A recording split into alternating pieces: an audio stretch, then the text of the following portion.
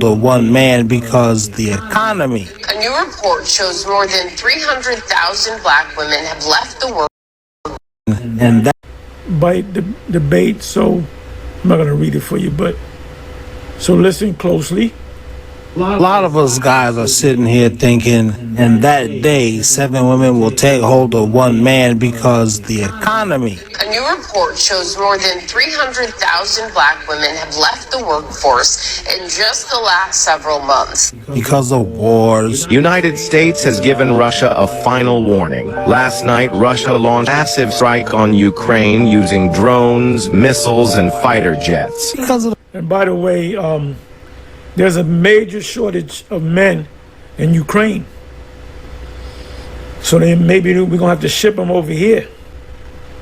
There's what does it say in the Apocrypha? Because of the wars. I was watching one video or reading something that they said from the beginning of the war, Russia, the Ukrainian-Russia war, whatever you want to call it, the Russian invasion of Ukraine, whatever you want to call it, that from the starting point of the war up until now, they estimate that almost 2 million men, Ukrainian men, are dead, smoked, dead, gone. Now they got old men, crippled men. You got men with mental diseases. They're just grabbing any man that they can get to put him out there to be, to be hit, to be killed, to be cannon fodder. So that war, they're fighting a war that they can't win.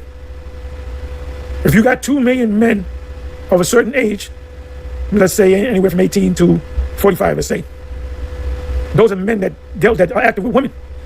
So you have to have some sort of shortage of men. And that's the scripture. That's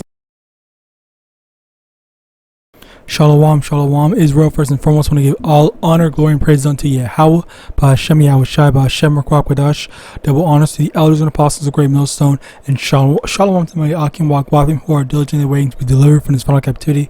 This is Brother Kawakab coming at you with another lesson, and I let this video play from Elder Apostle Tahar because he had brought out some good points in relation to Isaiah 4:1. This is very serious, is very crazy. So basically what's going on is, you have a lot of people that are, let me specify, you have a lot of women that are out of the workforce now, or in Ukraine's case, a lot of the men are dead. All right, and that's biblical prophecy.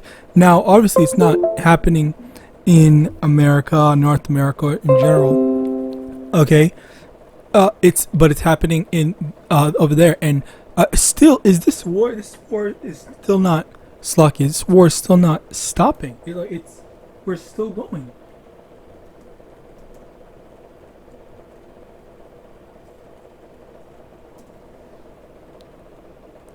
Exactly, it's still going on. After all this time, the Russia-Ukraine war is still going on. All right, so there are still more and more people dying. And I don't even think Ukraine ever. I don't even think Ukraine has ever been on the winning front. They've always just been losing, and America has always been sending them allies and or help and whatnot. So yeah, it's just like they're not any close to ending it, and we should be happy only because we want this all to happen so that we can be delivered. We want all the final prophecies to come to pass, because wars and rumors of wars, these are also part of the prophecy. All right, now to get into specifically one prophecy that Elder Apostle Tar basically brought in. It's Isaiah 4:1. This is a big prophecy. This is a major prophecy, because you see in this society, women are very proud, okay, and arrogant.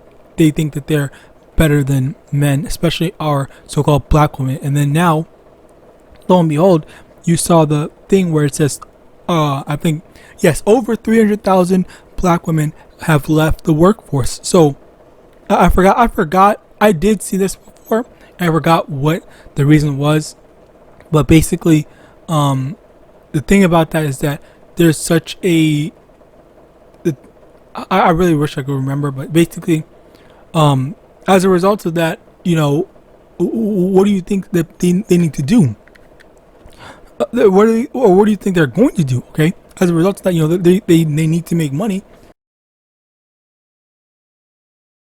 Men know is that they go to start OnlyFans and stuff like that, whore themselves out in order to make ends meet, which is, again, it's sad, of course, but that's basically what happens. And that's where another thing where it's like you have all these things where where these women are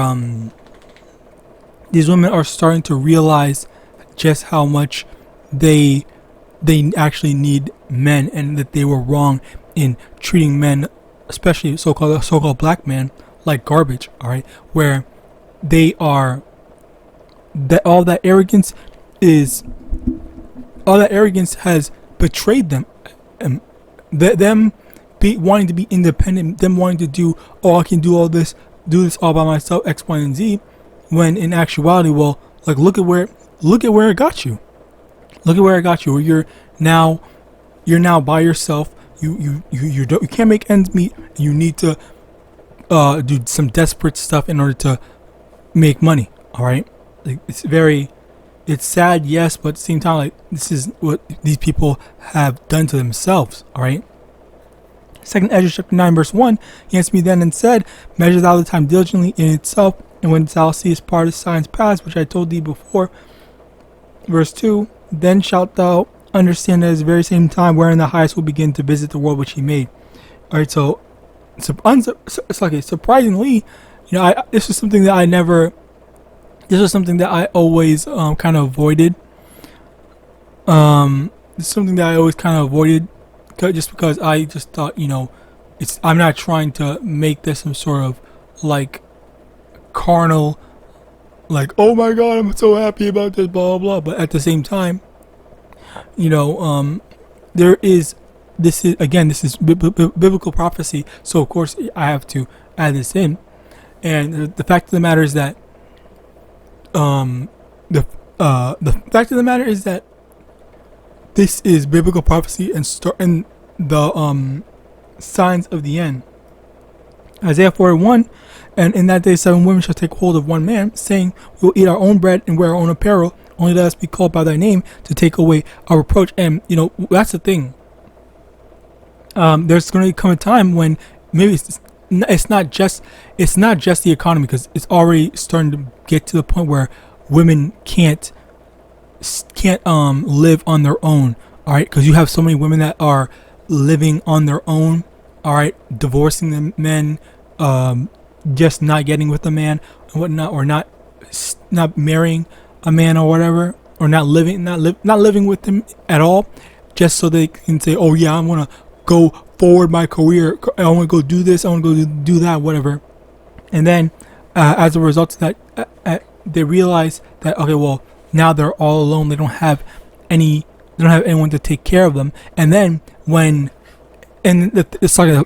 problem with that, the main problem with that is, because there's a lot of problems with that, but the main problem with that is the fact that they don't have anyone to protect them. It's like, okay, well, if you go outside by yourself, all right, and you don't have anyone else to, like, say if you are let's say you are a teenager and you have a brother or a sister as a woman, okay, you can ask your brother to go out with you, you can ask your sister or whatever, your parents, someone to go out with you if you are a part of a family.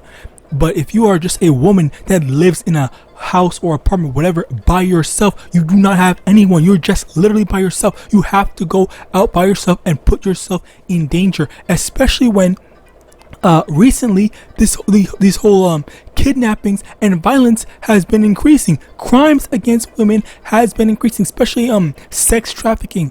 That's not easy, calm thing. That's not something to not take seriously. That's very deadly serious. All right, there have been an increase in women being sex trafficked, women going missing. All right, and it's not safe to be out there by yourself. That's why now I'm going to start saying this, but if you are a woman, you do not go out by yourself. Okay, I always try to, never mind. But just basically, I'm gonna start saying that now. If you're a woman, don't go out by yourself. It's not safe to do. All right. Well, yeah. It's the women. All right, because even there was this Edomite woman that was saying that there was some dude that was not following her, but there was some thing on her car door that she recognized as some sort of sex trafficking tactic. Okay, and this is where these people are starting to get more bold and saying, oh yeah, I'm gonna do this to this lone woman and whatnot that's just going out by herself. Like this is a crazy thing. All right, these are the stuff that's going on, so we have to avoid that. All right. So yeah, continuing on. Oh yeah, so basically, back in Isaiah 4:1, it says to take away our reproach. Okay. And basically, what that is just like, well, firstly, for the men of the Lord, they want to be exempt from judgment. Okay, which that's the thing where, as men of the Lord, we can't just be taking any woman just for the hell of it. Okay, you can't just be saying, oh yeah, I like this woman, she looks nice, I'm just gonna take her. It's like you really have to move in spirit. You can't be letting the wrong head dictate your actions. All right, and that's the thing, we really have to be aware of the type of people that we associate ourselves with. All right, you can't just associate with some random demon off the street, especially if they're going to cause you trouble, or if they're just not going to listen to you. If they're not going to listen to you, if they're going to try to boss you around, then why the fuck would you want them with you in the first place? All right, you need people or a woman that's going to submit. Okay, and also when it says 7 women shall take hold of one man, it doesn't always just mean literally 7. It means either 1, 2, 10, 7, 100, whatever. Like, it depends on who you are, on your lot, and how much the Lord dictated you can handle as an individual. So it doesn't. So I can't tell you how much you need, how many you will have. That's just up to the Lord and with you. All right. Or primarily the Lord, Slakia.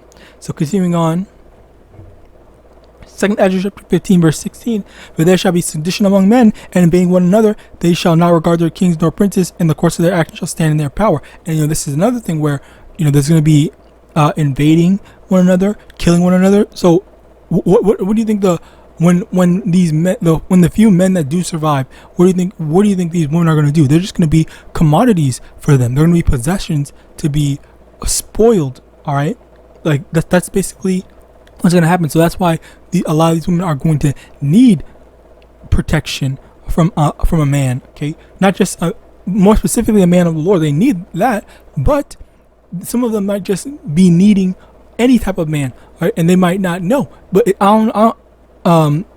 primarily, all right, the men of the Lord are going to be the highest thing, especially during Jacob's trouble.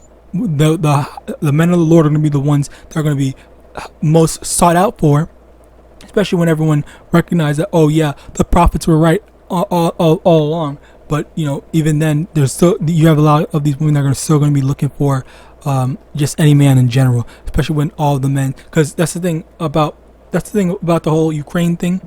With the Ukraine stuff, talking about the Ukraine men being dead, that's soon to be Babylon. Okay, Babylon's going to have a lot of men that are going to be put to death. All right, So yeah, let's continue on. Second Ezra chapter 16 verse 13. Second Ezra chapter 16 verse 33. The virgin shall mourn having no bridegrooms. The women shall mourn having no husbands. Their daughters shall mourn having no helpers. Verse 34. In the wars shall their bridegrooms be destroyed, and their husbands shall perish of famine. All right, so this is what's going to happen. Basically, the men are going to be killed in wars and perish in famines. Okay, so this is what we have to look forward to for Babylon. Ukraine had a bunch of men dying in their war. So next is going to be Babylon. We just have to wait for it. All right, either Babylon's going to send their men to another country, or the war is going to be brought here. But it's going to happen. All right, the prophecy of the Lord is going to happen. Jeremiah 30, verse 6. Ask ye now, and see whether a man doeth travail with child. Wherefore do I see every man with his hands on his loin, as a woman travail in child, and all faces are turned into paleness. Okay, this is another thing where, when Jacob's trouble comes, it's like all these men are gonna turn into wimps, and even then, and it's not even gonna be. Let me correct myself. It's not even going to be because they are wimps. It's going to be because the things that's going on is just that bad. It's going to be so terrible that they're going to be too afraid to want to stand up to whatever trial and tribulation. All right. Now finally, Deuteronomy chapter 28 verse 54. So that the man that is tender among you and very delicate, his eye shall be evil toward his brother, and toward the wife of his bosom, and toward the remnant of his children which he shall leave. And that again prophecy, because the man is going to have an evil eye towards not just his brother but also women in general. All right, so it's like, well, I don't care about you. I'm not going to bother to help anyone out. I'm just going to worry about myself. And that's the spirit that a lot of people are going to be in, which they're already in that spirit now. Men, women, everything. So with that, I pray this lesson was edifying. I'm going to give all honor, glory, and praise unto YAHAWAH, SHAMAIWAN, double honor to the elders and apostles of Great Millstone, and Shalom.